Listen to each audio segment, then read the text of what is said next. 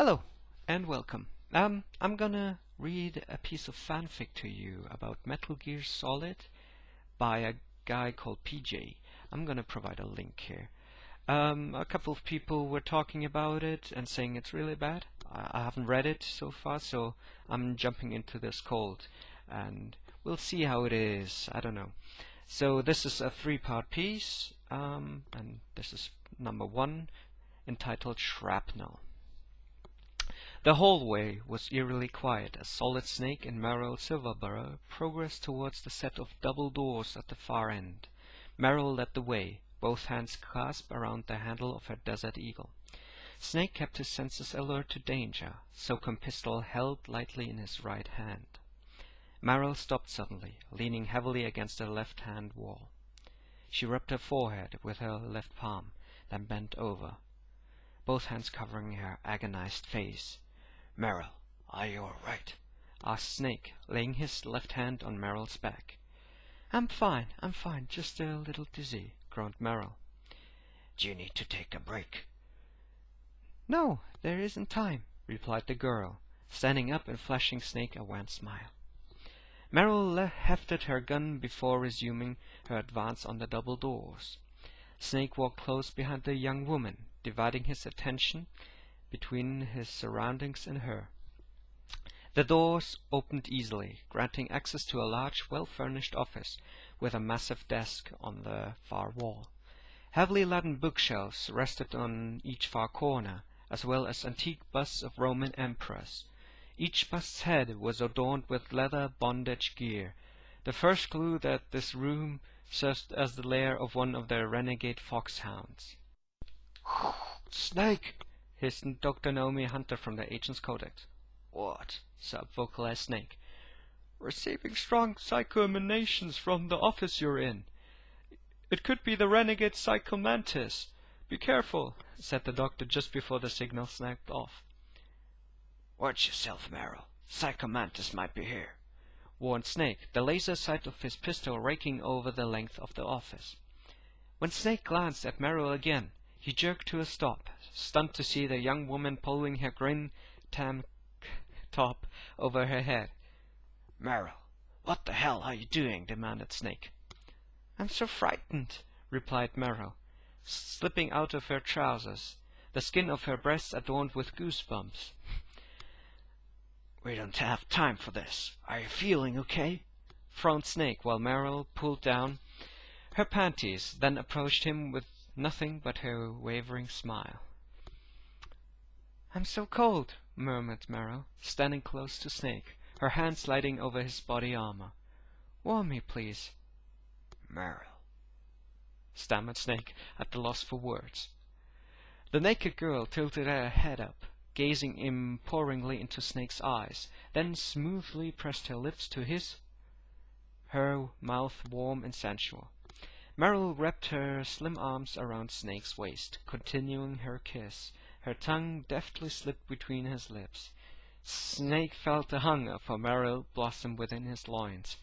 He held the girl close, returning the passion of her kiss, then moving to her chin, throat, and left shoulder. Meryl moaned with pleasure, squeezing Snake's buttocks, rubbing her crotch against his. Snake spun Meryl around, pushing her back against the front of the office desk. She swept everything off the desktop, then hopped on, reclining onto her back, opening her legs for Snake. Snake unfastened his combat vest, letting it fall to the floor while he unbuttoned his shirt. Discarding the rest of his clothing and gear, Snake walked forward to stand between Meryl's smooth little legs. He bent forward, running his hands over her firm belly and ribs. He cupped her breasts, squeezing them, pinching the stiff nipples. Meryl moaned softly, smiling at Snake, encouraging him to do more. Snake knelt in front of the desk, caressing the inside of Meryl's thighs while he licked her pussy, covering her clit with his saliva. Meryl gasped, wriggling her hips, a tiny scream of honey emerging from her pink hole. Just a second.